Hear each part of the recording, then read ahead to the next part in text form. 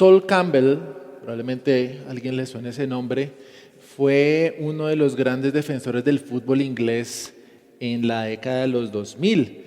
Su casa es el famoso Tottenham Hotspur, que reside en la ciudad de Londres. Sol Campbell surgió desde las inferiores de este club y llegó a ser el capitán del equipo. Él era el estandarte principal, el ícono a seguir, el ídolo de las multitudes. Y para finales de los 90, 1998, 1999, Sol quería lo que la mayoría de nosotros quisieran, un trabajo, un aumento salarial y la posibilidad de jugar la Liga de Campeones. Sin embargo, las negociaciones con la dirigencia del club no fueron tan positivas, de hecho fueron un poco tensionantes y la renovación de su contrato se extendió por un buen tramo de la temporada. Y ante la inminente ola de dudas de si Sol iba a quedarse o se iba a ir, él dijo: yo no cambio el equipo de mis amores. Sin embargo, el Arsenal de Londres, que es el archirrival del Tottenham Hotspur, le presentó una oferta bastante cuantiosa a Sol Campbell. Allí podría mejorar su rendimiento como jugador profesional, su salario aumentaría obviamente y sobre todo podría jugar la Champions League, algo que el jugador deseaba desde varias temporadas atrás. Él quería títulos, él quería más dinero en su cuenta, pero los Spurs no se lo podían proporcionar. Y como el Tottenham no le renovó el contrato a Sol, pues adivinen qué hizo. Se fue gratis al eterno rival de patios. Como si alguien de Santa Fe se fuera a Millonarios o de Millonarios a Santa Fe, algo así, más o menos. Él pudo haberse ido a otro equipo, a otra liga, a otro continente a jugar, pero no. Él decidió formar las filas del enemigo de los Spurs. Y obviamente los hinchas no se lo perdonaron, lo trataron de mercenario, de Judas, desleal.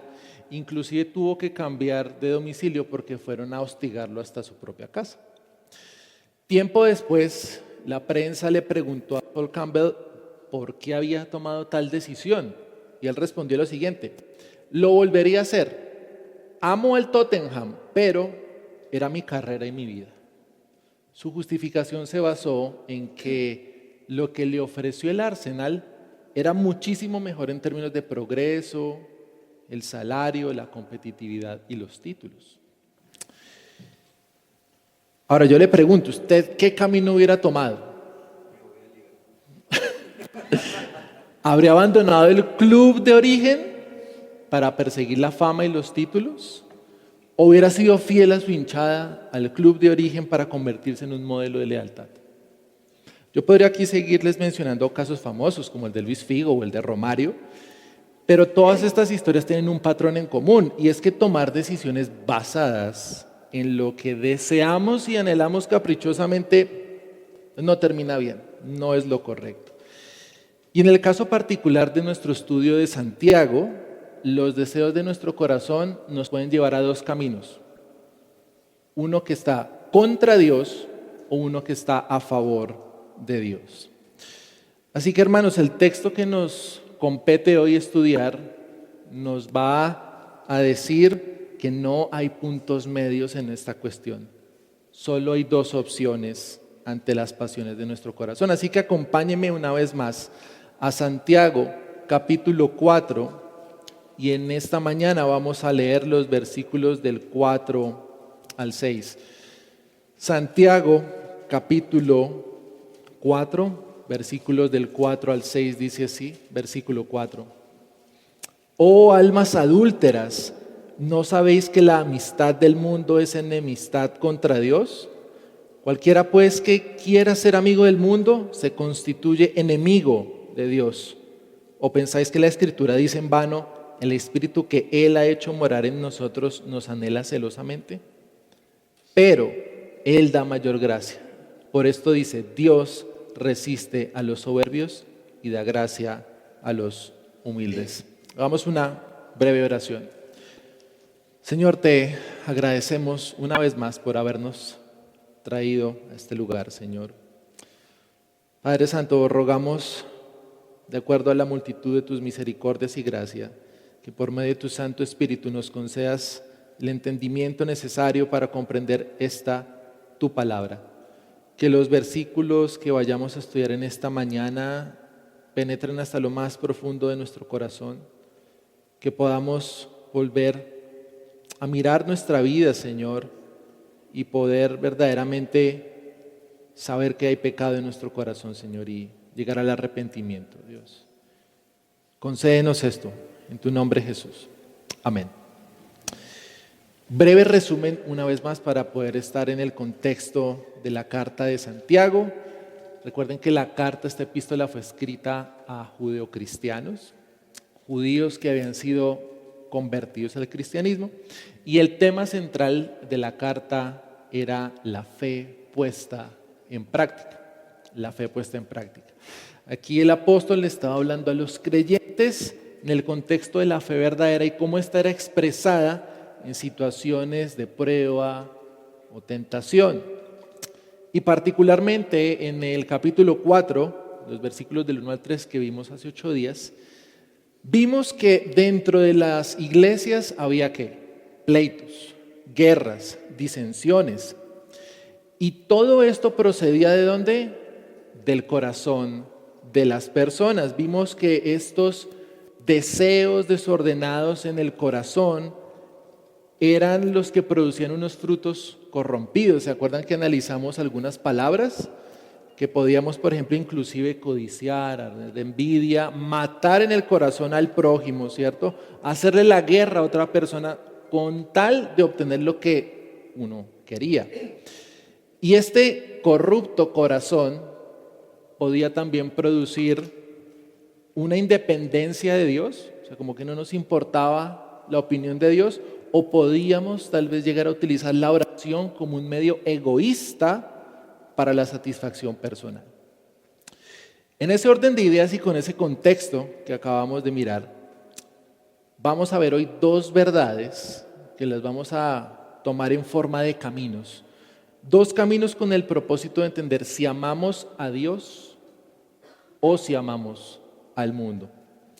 Y la primera verdad o el primer camino es el camino que ama al mundo.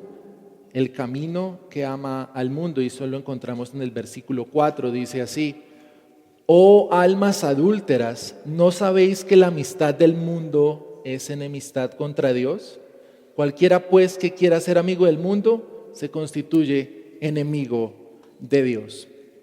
Y aquí Santiago en este versículo 4 hace una de las acusaciones más fuertes en toda la carta: el adulterio espiritual. Cuando él exclama ahí, oh almas adúlteras, utiliza un lenguaje bastante profundo. Esta expresión habla de infidelidad, traición, deslealtad hacia Dios. No es adulterio físico entre dos personas que se han casado, no, es espiritual. Es como el corazón que le dice pertenecer a Dios, pero realmente está buscando al mismo tiempo satisfacción y deleite en las cosas de este mundo. Ahora, ¿por qué Santiago utiliza una expresión tan severa? O almas adúlteras. Es muy probable por el contexto de sus lectores judeocristianos que ellos entendieran perfectamente el trasfondo de esa imagen que estaba proponiendo el apóstol Santiago. Usted recordará que a lo largo del Antiguo Testamento la historia de Israel estuvo marcada ¿por qué? Por la infidelidad, la idolatría espiritual contra Dios.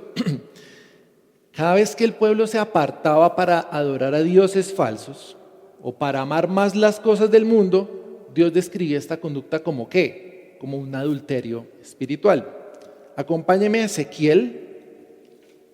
Vamos al Antiguo Testamento, Ezequiel 16. El versículo 32. Ezequiel 16, 32. Dice así, aquí está hablando Jehová. Dice, sino como mujer adúltera que en lugar de su marido recibe a ajenos. Y aquí estaba hablando de la infidelidad del pueblo de Israel. Entonces fíjese cómo trata acá Dios el tema del adulterio espiritual. Y cuando el apóstol utiliza esta frase de "oh almas adúlteras", les dice lo siguiente: ¿no sabéis que la amistad del mundo es enemistad contra Dios? Esa frase "no sabéis" es bastante fuerte también. Es como, oiga, ¿usted acaso todavía no ha entendido? ¿Usted todavía no ha entendido esto? Y Santiago no les está hablando con suavidad, no los está despertando espiritualmente, les está confrontando la inconsistencia de sus propios corazones. Y es que ellos ya habían llegado a un punto donde su pecado, sus deseos pecaminosos los habían nublado por completo, y por eso Santiago tiene que reprenderlos de esta manera. La pregunta que les está haciendo los va a direccionar a lo que ellos no han comprendido todavía, que es la amistad con el mundo. Esa palabra que usted lee ahí que dice amistad, transmite la idea de un amor fraternal. Es algo cariñoso, es un afecto muy cercano. Y de hecho, esa palabra amistad tiene una connotación emocional o emotiva. Por lo tanto, esto describe que un afecto profundo e íntimo hacia algo. Por su parte, la palabra mundo no se refiere al planeta Tierra o a las personas que habitamos en él, sino es más bien el sistema de deseos pecaminosos, de valores que son anticristianos y que se oponen totalmente a Dios. Este es el mismo concepto que aparece en Primera de Juan 2:16. Acompáñeme ahí. Primera de Juan 2:16. Fíjese lo que dice Primera de Juan 2:16. Porque todo lo que hay en el mundo, los deseos de la carne, los deseos de los ojos y la vanagloria de la vida, no proviene del Padre, sino del mundo. Lo que el mundo ofrece cautiva nuestros sentidos y seduce nuestro corazón.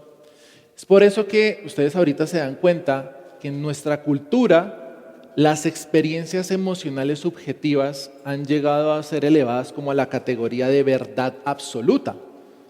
¿Sí? Seguramente habrá escuchado este tipo de frases como: si te hace sentir bien, hazlo, ¿no? Tú te mereces lo mejor, tú lo vales. No estoy haciendo promoción acá de champús, pero lo dice así, una marca de champús. Experimenta todo lo que puedas mientras eres joven. ¿Sí? Satisface tus deseos, sigue tu corazón. Eso es lo que el mundo nos vende.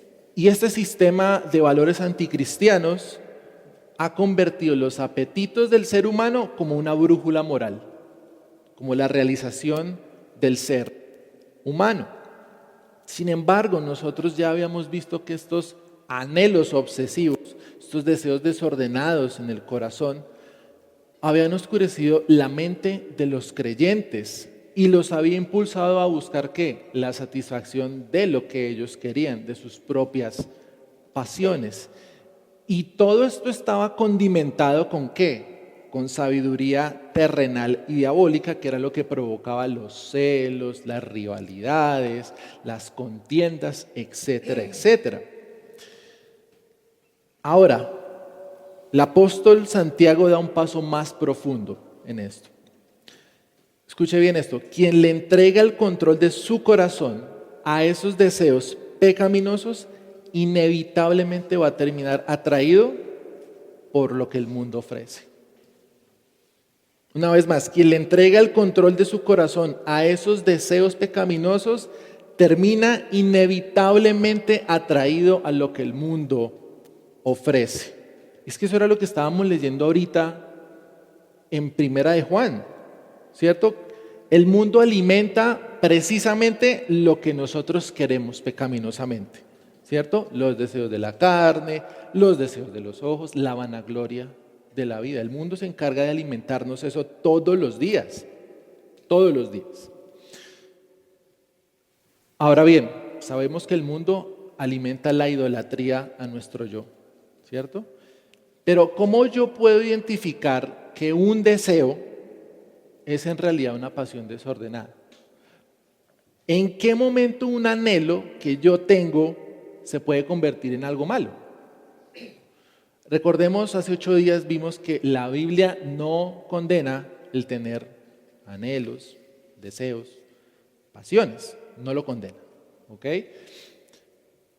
De hecho, para nosotros es más sencillo poder identificar un deseo o un anhelo que puede constituirse como algo malo, una pasión pecaminosa. Por ejemplo, tengo ganas de robar. Obviamente eso es malo, ¿cierto? Quisiera irme de farra todo el fin de semana y no aparecerme por acá. Obviamente eso es un deseo malo, ¿cierto? Es muy fácil para nosotros poder discernir eso. Se ve demasiado negro, demasiado pecaminoso. Sin embargo, los deseos buenos, los anhelos buenos, se pueden convertir en ídolos cuando dejamos que nos gobiernen. Un ejemplo, irnos de vacaciones. ¿Es pecado irse de vacaciones? No, claramente no. ¿Cuándo se convierte en una pasión desordenada? Cuando, por ejemplo, yo sé que tengo tanta cantidad de dinero como para irme a Melgar, ¿sí? O a Girardot, pero termino endeudándome porque es que lo que yo quiero es irme a Europa. Yo quiero irme a Grecia, yo quiero irme a Madrid. Eso es pecaminoso, se vuelve en una pasión desordenada. Lo ha llevado hasta a tomar decisiones pecaminosas. ¿Listo? Otro ejemplo. ¿Usted quiere que un hermano deje de pecar o que se comporte de manera piadosa? ¿Es eso malo? No, al contrario, es algo muy bueno velar por la salud espiritual de un hermano en la fe. ¿Cuándo se convierte en un deseo pecaminoso? Cuando yo no lo amonesto con amor, sino que lo hago con orgullo, con soberbia. Es que yo oro, usted no ora, hermano, está grave. Sea como yo. Ahí está pecando usted. Cuando usted en vez de decirle con amor es supremamente incisivo y está ya causando molestia, no está causando el efecto deseado, que es que la persona componga su camino. Ahí ya estamos pecando. Entonces, hermanos, cuando un anhelo, un deseo, una pasión toma el lugar que le corresponde a Dios, nos empieza a dirigir ¿hacia dónde? Hacia la satisfacción de nuestros propios placeres, de lo que yo quiero, de lo que yo anhelo, de mi forma de pensar, de mi forma de hacer las cosas. Y eso inevitablemente nos va a llevar ¿a qué? A terminar amando el mundo. ¿Qué es lo que busca una persona mundana? Pues su satisfacción personal, ¿cierto? ¿Recuerdan lo que vimos hace 8 días? El hedonismo, la búsqueda del placer como lo principal en la vida del ser humano. Habiendo dicho esto, ¿qué es el amor al mundo entonces? ¿Qué es el amor al mundo? Frase sencilla para escribir rápidamente. Amar al mundo es odiar a Dios. Así de sencillo. Amar al mundo es odiar a Dios. No le demos más vueltas al asunto. El amor al mundo es odiar a Dios. Esto conlleva una oposición, escuche bien, férrea, obstinada, inflexible. Santiago básicamente en este versículo les está diciendo, ustedes no han comprendido que el cariño profundo por los placeres de este mundo es una oposición férrea a Dios. Y uno hasta aquí podría llegar a pensar como, ok, una persona, sí, tiene una inclinación pecaminosa, tiene unos deseos mundanos, le ha cogido cariño a este mundo, ¿cierto? Pero pues simplemente terminó arrastrado por lo que el mundo le ofrecía, ¿sí? Como que fue llevada contra su voluntad, como el adagio popular, camarón que se duerme, se lo lleva a la corriente, ¿no? Uno pensaría que las personas terminan así en el mundo. ¿Pero eso es lo que dice la Biblia? No. Mire la parte B del versículo 4. Dice, cualquiera pues que quiera ser amigo del mundo, se constituye enemigo de Dios. Y dice que no está diciendo como, pues se dejó llevar por la corriente, ahora terminó odiando a Dios. No. ¿Listo? Esa expresión, cualquiera pues que quiera, es vital en esta parte del versículo. Santiago está diciendo que la amistad con el mundo es un acto voluntario. Amar al mundo es un acto voluntario, no es impuesto, no es presionado. ¿Listo? No fue que alguien le dijo, no. No es que el mundo lo atrajo, lo deslumbró, lo arrastró, no.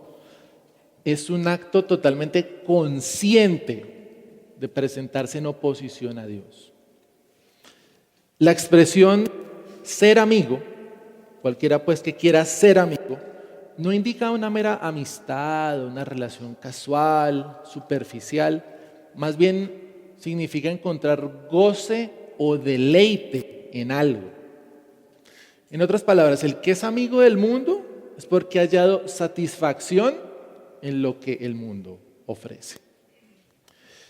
Y esta acción de gozarnos o deleitarnos en lo que este sistema anticristiano nos está dando todos los días, nos lleva por un camino muy escabroso y muy peligroso delante de Dios. ¿Qué dice ahí Santiago después? Cualquiera pues que quiera ser amigo del mundo se constituye enemigo de Dios. Esa frase, se constituye enemigo de Dios, significa presentarse a sí mismo. Presentarse a sí mismo, lo cual una vez más nos muestra que es una acción que voluntaria. No es por pasividad, no es por accidente que terminamos presentándonos como enemigos delante de Dios. Todo esto se hace de una manera deliberada. Y obviamente ser enemigo de Dios representa el acto de rebeldía suprema contra el Creador. Porque de hecho en el original griego, esto de enemigo de Dios, ser un enemigo de Dios, nos muestra que es una postura militante, moral, espiritual y que se ejerce de forma consciente e informada contra el Señor.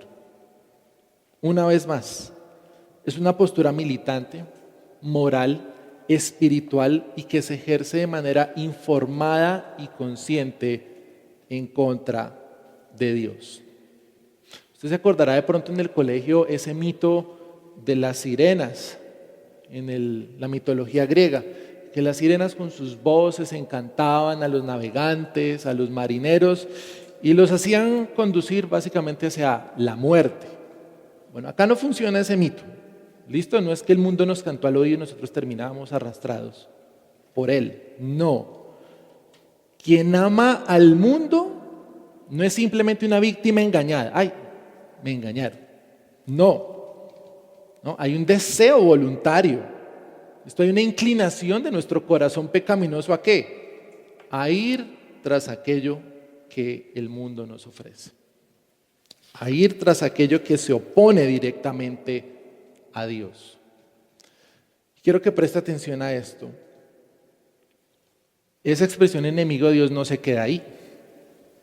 No.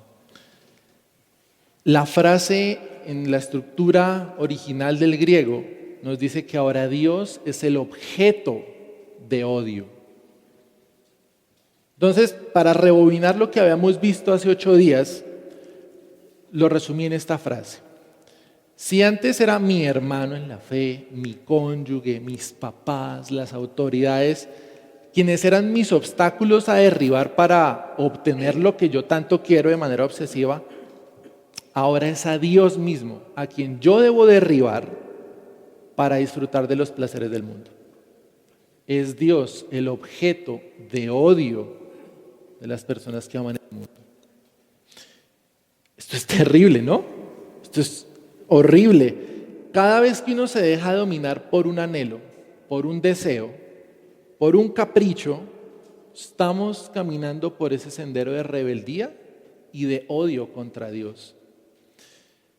Y hermanos, es que hay personas que creen que podemos tener una vida donde disfrutamos de los placeres del mundo y a la vez profesar que creemos en Cristo. Y no, hermanos, nosotros no podemos burlarnos de Dios de esa manera. Pablo lo dice, acompáñeme a Gálatas. Gálatas en el capítulo 6, versículos 7 y 8. Gálatas 6, 7 y 8 dice así. Gálatas 6 del 7 al 8. No os engañéis, Dios no puede ser burlado, pues todo lo que el hombre sembrare, eso segará. Porque el que siembra para su carne, de la carne segará corrupción, mas el que siembra para el Espíritu, del Espíritu segará vida eterna. Hermano, no podemos tener doble perspectiva, doble moral en este caso. Y permítame, les hago una exhortación. Hermano, nosotros muchas veces, inclusive desde este púlpito, hemos denunciado con la razón bíblica acerca de pastores o sitios que promueven enseñanzas del falso evangelio de la prosperidad. Aquí hemos nombrado a Cash Luna, a Andrés Corson, Guillermo Maldonado y todos sus sitios que promueven una vida de salud, de riqueza, de bienestar, ¿cierto? Como si ese fuera el centro del evangelio. Y lo hemos hecho de verdad con la palabra del Señor. Sin embargo, hermanos, este texto de Santiago nos obliga a mirarnos a nosotros mismos también. Porque es posible rechazar con nuestros labios el evangelio y la prosperidad y al mismo tiempo en nuestro corazón estar deseando todo lo que ese falso evangelio promete. Podemos sí criticar a Corson, a quien ustedes se le venga en la cabeza por ser falsos maestros, y sin embargo vivir anhelando la comodidad que ellos ofrecen, el reconocimiento, la prosperidad económica o una vida sin sufrimiento. Si nuestro corazón no ha cambiado en ese aspecto, realmente no somos diferentes a ellos. Seguimos siendo casi que los mismos. Por eso, hermanos, nosotros no debemos permitir que los deseos pecaminosos de nuestro corazón nos dominen.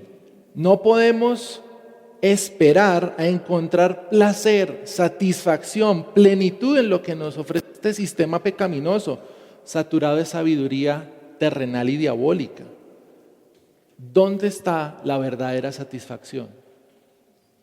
La verdadera satisfacción de nuestra vida jamás va a estar en el mundo, sino en Dios, solo en Cristo. Acompáñeme, Juan capítulo 4. Juan capítulo 4, versículos del 30 al 34. Esto es una imagen bastante bella de lo que de verdad nos debería saciar a nosotros. Juan 4, 30 dice así: entonces salieron de la ciudad y vinieron a él. Entre tanto, los discípulos le rogaban diciendo: Rabí, come. Él, Jesucristo, les dijo: yo tengo una comida que comer que vosotros no sabéis. Entonces los discípulos decían unos a otros: ¿le habrá traído alguien de comer? Jesús les dijo: mi comida es que haga la voluntad del que me envió y que acabe su obra. Lo que nos llena no es lo que nos ofrece el mundo, ni cumplir nuestros deseos caprichosos, es que hacer la voluntad de Dios. Esa es la satisfacción verdadera, hacer la voluntad de Dios. Y recuerde, hermano, recuerde, el que termina en el mundo no terminó de golpe,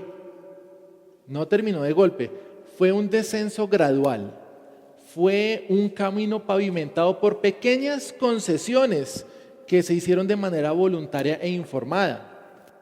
Por ejemplo, hoy tengo pereza, hoy no leo la Biblia, no, solo por hoy, mañana leo, ¿sí? Eso para que ir el domingo, más bien me voy a un asado que me invitaron, igual a mí ni me llaman, entonces no hay problema. Yo creo que mejor oro mañana, no, ahorita estoy saturado de trabajo, tengo que sacar más cosas. ¿No le ha pasado? Pequeñas concesiones. Y hermanos, escuchen esto, es anormal que una persona que se dice creyente no ore, no desee la comunión con Dios por medio de la oración, que no lea la Biblia, que no encuentre deleite y placer realmente en exprimir y sacar las perlas que hay acá, que le dé pereza venir a la iglesia, que le dé mamera no compartir con los hermanos. Eso es una anomalía. Es como cuando usted va al médico, le sacan una radiografía, el doctor dice, uy, aquí hay algo que no cuadra, acá hay una anomalía. Es lo mismo. Pregunta o preguntas: ¿qué concesiones ha hecho esta semana? ¿Qué pensamientos, deseos o hábitos han ocupado más espacio en su mente y corazón que Dios? ¿Qué decisiones ha tomado esta semana que lo están alejando de Dios en vez de llevarlo a una comunión más cercana con Él? Hermanos, cuando dejamos que una sola pasión gobierne nuestra vida, todo lo que viene con ello es una avalancha, es una bola de nieve. Por eso es importante que todos los días revisemos nuestros corazones, mirar hacia dónde apuntan, porque debemos revisar si lo que verdaderamente anhelamos, si nuestra verdadera satisfacción y deleite está en Cristo, su gloria, su hermosura, su sacrificio, su paciencia, sus atributos, o si por el contrario nuestros corazones están mirando más hacia lo que nos ofrece este sistema pecaminoso, si nuestra vista está puesta en los deleites del mundo. Hermanos, la amistad con el mundo y la amistad con Dios se excluyen mutuamente. No los podemos tener a la vez. Regrese a Primera de Juan, ahí al ladito, Primera de Juan, pero ahora leámoslo desde el versículo 15. Primera de Juan 2, 15 y 16, fíjese lo que dice. El 15, no améis al mundo, ni las cosas que están en el mundo. Si alguno ama al mundo, el amor del Padre no está en él, porque todo lo que hay en el mundo, los deseos de la carne, los deseos de los ojos y la vanagloria de la vida, no proviene del Padre, sino del mundo. Si usted ama este mundo, usted no es de Dios. Así de sencillo. Si usted ama este mundo, usted no es de Dios. Porque cuando el corazón está más inclinado a amar al mundo y no a Dios, alerta, pilas. Eso es un grave peligro espiritual. Si no hay una inclinación hacia el Señor, hacia su santidad, hacia cumplir su voluntad, debemos examinarnos delante de Dios. ¿Es nuestra fe genuina o falsa? Recuerda el tema central de la carta, la fe puesta en práctica. ¿Es mi fe genuina o es mi fe falsa? Este, hermanos, es uno de los caminos. Es el camino que va en contra del Señor. Ahora permítame mostrarle el otro camino. Es totalmente opuesto a lo que acabamos de ver. El segundo camino es el camino que ama a Dios. El camino que ama a Dios. Y eso lo encontramos de los versículos del 5 al 6. Versículo 5 dice: ¿o pensáis que la Escritura dice en vano, el Espíritu que Él ha hecho morar en nosotros nos anhela celosamente? Aquí Santiago nos va a mostrar, por decirlo de alguna manera, la otra cara de la moneda. Y es que nos va a mostrar el amor exclusivo del Señor hacia su pueblo. El tono que él utiliza nuevamente es fuerte. Aquí no baja a la intensidad Santiago. Él dice: ¿o pensáis que la Escritura dice en vano? Aquí el apóstol vuelve a hacer una fuerte reprensión a sus lectores, porque es muy probable que todos los pleitos y guerras y problemáticas que se vivían en las iglesias se debía a que las personas pensaban que las Escrituras eran laxas, o que tal vez mencionaban cosas a la ligera como, ay, bueno, sí, no importa, no hay que ponerle tanta tiza a eso. O en el peor de los casos, que realmente estuvieran despreciando las Escrituras. Ahora bien, Recuerda, quien ama al mundo aborrece a Dios. Todo lo que conlleva Dios, y en este caso, su palabra también. Por otro lado, en contraparte, el que ama a Dios, ama las Escrituras y las obedece. Acompáñeme a Juan, al Evangelio. Juan 4. Juan 4. Perdón, 14. 14, versículo 15 y luego saltamos al 21. Fíjese bien esta diferencia, ¿no? Probablemente los lectores tenían problemas porque no consideraban serias las Escrituras, pero mire lo que hace la persona que ama a Dios. 15 dice así: si me amáis, guardad mis mandamientos. Salte al 21, por favor. El que tiene mis mandamientos y los guarda, ese es el que me ama, y el que me ama será amado por mi Padre, y yo le amaré y me manifestaré a él. ¿Se da cuenta la diferencia? ¿Se da cuenta la diferencia acá? Aquí el enfoque de Santiago, ¿cuál es? Que los lectores y hoy nosotros fijemos nuestros ojos ¿en qué? En las Escrituras, acá, en su palabra, que posemos nuestros ojos en las Escrituras. De hecho, esa palabra que utiliza aquí Santiago, Escrituras, es la misma que utiliza Pablo en varias partes del Nuevo Testamento, refiriéndose a la palabra de Dios. El versículo más famoso de todos es 2 Timoteo 3:16. ¿Se acuerda?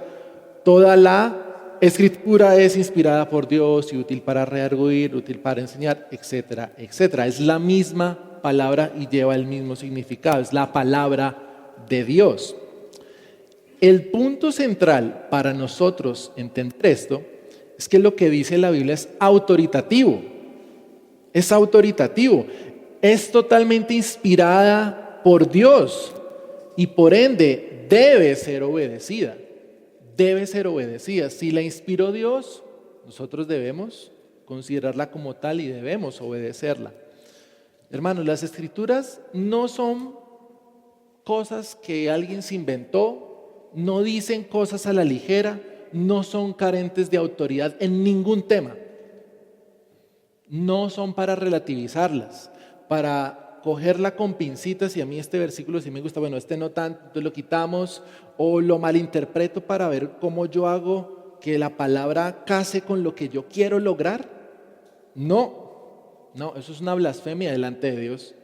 Nosotros debemos entender que la palabra de nuestro Señor no habla cosas locas, no habla cosas sin autoridad, sino que cuenta con el sello del Creador soberano de todo lo que vemos y no vemos.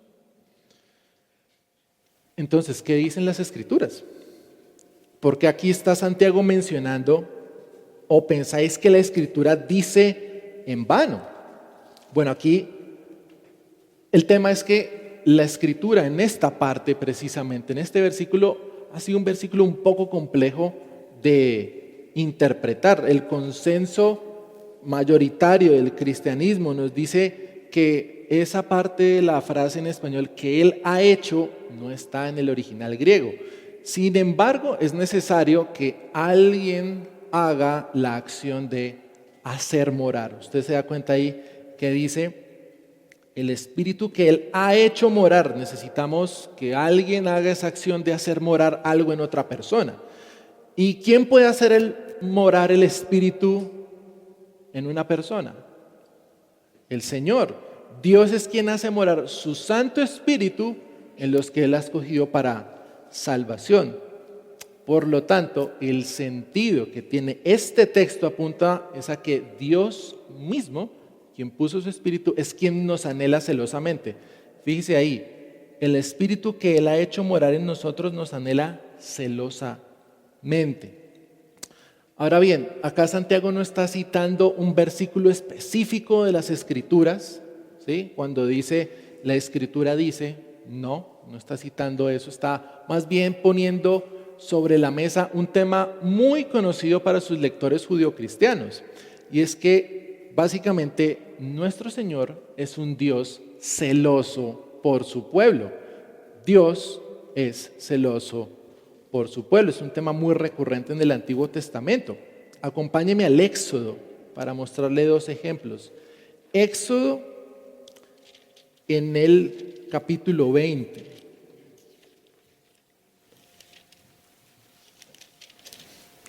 Éxodo capítulo 20, versículo 5. Fíjese lo que dice. No te inclinarás a ellas, ni las honrarás, porque yo soy Jehová tu Dios, fuerte, celoso, que visito la maldad de los padres sobre los hijos hasta la tercera y cuarta generación de los que me aborrecen. ¿Ve? Dios es un Dios celoso. Vaya al capítulo 34 de Éxodo y leamos el versículo 14. Éxodo 34, versículo 14. Vea lo que dice acá una vez más. Porque no te has de inclinar a ningún otro Dios, pues Jehová, cuyo nombre es celoso, Dios celoso es. ¿Usted se da cuenta acá? Dios es un Dios celoso. Pero tranquilos, no es un celo como el del ser humano que es pecaminoso, ¿no? Recordemos, el Señor es sin pecado, es perfecto, es perfecto. Lo que nosotros pudiéramos entender del celo del Señor es que es un celo por amor exclusivo. ¿Listo? Un amor exclusivo. Imagínense lo que les voy a mostrar ahorita. Un hombre y una mujer sentados en un restaurante. El ambiente es íntimo, cálido, especial. Están celebrando su aniversario. Llega el mesero con los platos, ¿cierto? Pone los platos y dice, felicitaciones por su aniversario. Y antes de irse, se inclina y le da un beso en la mejilla a la mujer. El esposo queda confundido.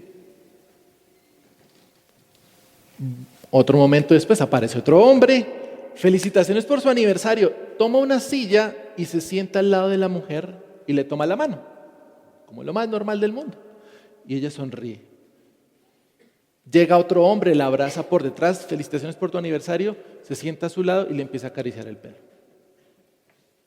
Todos parecen disfrutar de la velada, todos están felices, contentos, menos el esposo, ¿cierto? Menos el esposo. Él finalmente pregunta, bueno amor, ¿quiénes son ellos? ¿Y qué están haciendo acá? ¿Y tú por qué te dejas tratar de esa manera por ellos? A lo que su esposa le responde, ay amor, relájate, son amigos. Bueno, algunos eran mis exnovios de universidad, pero es que son tan buenas personas que pues, yo todavía tengo contacto con ellos. ¿Cómo cree que se sintió ese hombre? Celoso. Está demandando un amor exclusivo de su esposa. Es lo mismo en este sentido. Hermanos, Dios es un Dios que nos ama profundamente. Dios nos ama profundamente a nosotros, pero también nos anhela de una manera celosa y santa. Dios demanda un amor exclusivo de nosotros. Así como Él es exclusivo con su pueblo, nosotros deberíamos ser exclusivos con el Señor. Un ejemplo, Mateo 6. Acompáñeme a Mateo 6. Mateo 6, 24. Mateo 6, 24. Fíjese lo que dice acá el Señor Jesús. Ninguno puede servir a dos señores, porque o aborrecerá al uno y amará al otro, o estimará al uno y menospreciará al otro. No podéis servir a Dios y a las riquezas. ¿Se da cuenta? Es un amor exclusivo del Señor hacia nosotros, y así debería ser de esta parte hacia el Señor. Por eso nosotros no podemos tener un corazón dividido entre lo que yo quiero y lo que Dios es o lo que Dios me da, ¿sí? Y pensar que no, todo está bien. Yo tengo mis propios anhelos y pues bueno, me contento con lo que Dios me da, pero yo quiero esto. No, No, no, no. ¿Se acuerda la historia que les comenté de Sol Campbell, el jugador que traicionó a su club? No, pues yo amo al Tottenham. A mí me encanta jugar acá, pero pues lo que me ofrece el Arsenal es mejor. ¿Eso tiene lógica? No, eso no tiene ningún tipo de lógica. Eso no tiene lógica. ¿Será que alguna vez nosotros hemos pensado algo como, es que si yo tuviera X o Y cosa, mi vida sería mucho mejor? Pero no, yo estoy contento con el Señor, no, el Señor es mi pastor, nada me faltará. ¿No? Ese no es un amor genuino por el Señor. Y vean, hermanos, a pesar de que nosotros somos así, que muchas veces le damos muestras al Señor de que podemos tener un corazón dividido, el Señor no es así con nosotros. El Señor es extremadamente bueno. Mire el versículo 6, por favor. Mire el versículo 6. Pero Él da mayor gracia. Pero Él da mayor gracia. Después de que Santiago los confronta con su adulterio espiritual, con la amistad con el mundo y con la inclinación pecaminosa que tiene el corazón humano a amar lo del mundo, Santiago nos da una de las afirmaciones más maravillosas de esta sección de la carta. Es como si dijera, aunque el pecado del hombre es profundo, la gracia de Dios es mucho mayor. La gracia del Señor es mucho mayor. Acá hay un contraste hermosísimo entre el celo santo de Dios y su gracia. Dios nos cela porque nos ama, ¿cierto? Pero no nos deja abandonados a nuestras propias pasiones pecaminosas. Eso es muy bonito del Señor. O sea, Él nos cela, pero no nos va a dejar morir en medio de esas pasiones pecaminosas. Él concede una gracia necesaria para luchar contra eso que yo tanto quiero hacer. Esa expresión que ustedes leen ahí, Él da mayor gracia, no significa una cantidad más abundante de gracia. No, es más bien una gracia más poderosa, más eficaz, suficiente. En otras palabras, Dios concede una gracia mucho más poderosa que lo que nos ofrece el mundo, mucho más fuerte que la mundanalidad, que nuestras pasiones desordenadas, mayor que la soberbia de nuestro propio corazón. Hermanos, es que solo por medio de la gracia podemos vencer esas inclinaciones pecaminosas del corazón. O sea, no hay otra cura, no hay otro remedio, es la gracia del Señor. Solamente la gracia de Dios es suficiente para no sucumbir a esos deseos que todos tenemos. Fíjeselo como lo refuerza acá Santiago en el versículo 6. Por esto dice, Dios resiste a los soberbios y da gracia a los humildes. Acá está citando prácticamente el mismo texto que está en Proverbios 3:34. Dios resiste a los soberbios y da gracia a los humildes. Está haciendo una paráfrasis casi que perfecta. Esa palabra para resiste, ustedes lo ven ahí, Dios resiste a los soberbios, es una palabra que transmite la idea de una oposición. Una vez más, un término militar que aquí utiliza Santiago. Es una oposición directa ¿contra quién? Contra el soberbio. Contra el soberbio. ¿Quién es el soberbio? El que mira por encima del hombro a todos los demás, el que se cree autosuficiente, el que todo lo puede él solo, el empoderado o empoderada hoy en día, ¿cierto? El que vive con una falsa idea de autonomía de Dios, el que hace solamente su propia voluntad y ya está. Ese es el soberbio. Y son los soberbios, obviamente, los que se deleitan en sus pecados y los que quieren todas las cosas para sí. ¿Cierto? ¿Por qué? Pues porque buscan la satisfacción lejos de Dios, aparte de Dios. Por eso se van al mundo, porque el mundo les ofrece todo lo que ellos quieren lograr. Por esta razón que Dios se opone firmemente al soberbio, al orgullo humano. Porque no hay nada más orgulloso que querer intentar hacer todas las cosas para sí mismos. sin Dios, ¿cierto? Entonces, esta imagen, ¿qué nos transmite? Dos ejércitos enfrentados, cara a cara. Dios le planta cara al que es soberbio, le resiste. Su contraparte es la persona que es humilde. Ese término de humildes en el original se traduce como cercano al suelo. Cercano al suelo, es decir, alguien que no se exalta a sí mismo, que no busca su propia gloria, fama. A diferencia del soberbio, ¿cierto?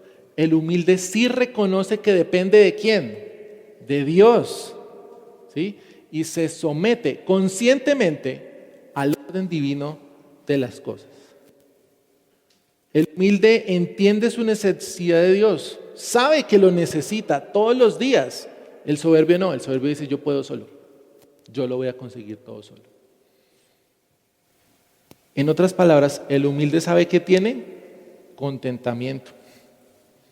El humilde tiene contentamiento con lo que Dios le da. Entonces, hermanos, respecto a este camino que ama a Dios, recordemos estas cosas. Lo primero, reconozcamos que el Señor nos ama de tal manera que nos cela por amor. Pero, además de eso, nos concede una gracia increíble para poder decirle no a nuestros deseos pecaminosos. Segundo, el camino que conduce a la santidad y al amor de Dios no es un camino que nosotros podamos hacer por nuestras propias fuerzas, por nosotros mismos, bajo nuestros méritos y condiciones. No, este es un camino que Dios mismo ha dispuesto para su gloria y para la santidad de su pueblo. Tercero, este sendero nos lleva a concluir que somos prácticamente nada sin el Señor. No somos nada sin Dios. Nos debería conducir hacia la humildad, hacia reconocer que necesitamos todos los días al Señor y que lejos de Él, solamente con nuestras propias fuerzas, seríamos presa fácil de todo lo que nuestro corazón pecaminoso anhela, de los placeres del mundo, la satisfacción personal, etc. Y cuarto, la única forma, escuche bien, la única forma de combatir esos deseos egoístas, caprichosos, centrados en mi yo, ¿sabe cuál es? La gracia de Dios. Solo es la gracia de Dios. Solo es la gracia de Dios. Thomas Brooks dijo lo siguiente: el mundo promete satisfacción, pero paga con vacío. El mundo promete satisfacción, pero paga con vacío. Yo quisiera cerrar este sermón con unas palabras primero para los que son creyentes en Cristo. Hermanos, si alguna vez te has sentido tentado a mirar al mundo para buscar satisfacción y sentirte pleno o plena, recuerda que Él te da una gracia mayor. Si has pretendido alcanzar u obtener algo para satisfacerte solamente a ti mismo, de manera egoísta y caprichosa, recuerda que el Señor te da una gracia mayor.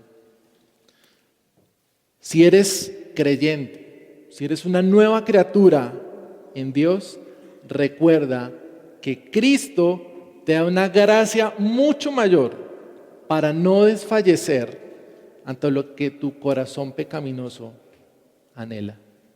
Hay esperanza para el que es creyente, para el que está unido a Cristo. Ahora déjeme darle unas palabras para el que no es creyente.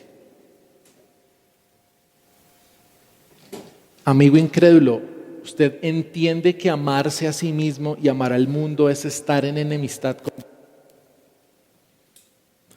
¿Usted comprende la gravedad de estar en completa oposición al soberano de todo el universo? Si no te arrepientes de tus pecados, si no pones tu fe en el Señor Jesús como tu Señor y Salvador, el día del juicio vas a ser tratado como un enemigo de Dios y no tendrás oportunidad alguna para el perdón de tus pecados. El día de la salvación es hoy, mañana puede ser muy tarde. Hermanos, solamente hay dos caminos para nuestro corazón, para nuestras almas, para nuestras vidas, para nuestros deseos. O estamos en oposición a Dios o estamos en paz con Dios. Hagamos una breve oración para terminar. Padre eterno, te damos la gloria y la honra solamente a ti, Señor. Tus misericordias, por tu gracia, tu amor, Señor, tu paciencia para con nosotros. Señor, y hoy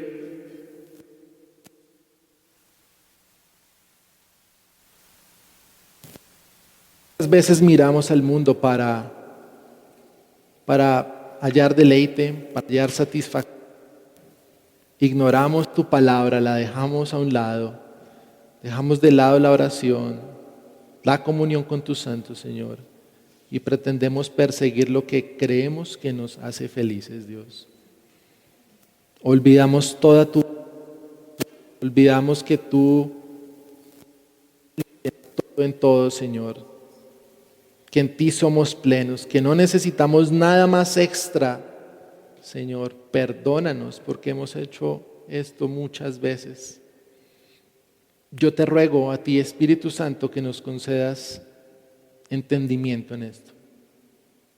Que podamos pedirte a ti todos los días, oh Señor, examina mi corazón y ve si hay camino de maldad en él. Ayúdanos, Padre Santo, a ver ese pecado y a arrepentirnos de él.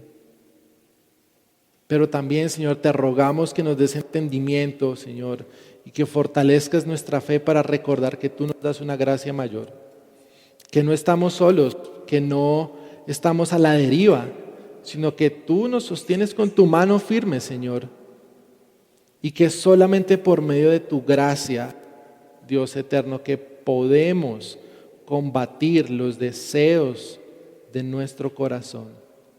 Ayúdanos a depender de tu palabra. No hay otra forma. Es tu palabra la que nos limpia, es tu palabra la que nos santifica, y es tu palabra la que nos ayuda a combatir con nuestros pensamientos y con nuestros anhelos caprichosos, Señor.